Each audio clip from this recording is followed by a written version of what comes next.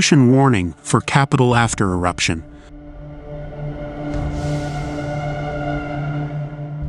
Iceland has been braced for volcanic activity for weeks.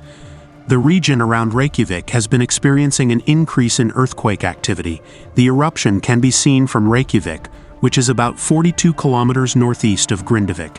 An eyewitness in the capital told the BBC that half of the sky in the direction of the town was lit up in red from the eruption, and smoke could be seen billowing into the air.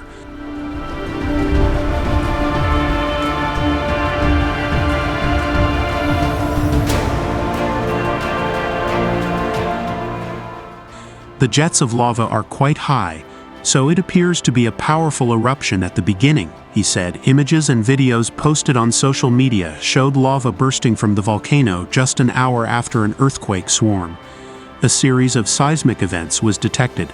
The length of the crack in the volcano is about 3.5 kilometers, with the lava flowing at a rate of around 100 to 200 cubic meters per second. The Met Office said, adding that this was many times more than recent eruptions on the Reykjanes peninsula.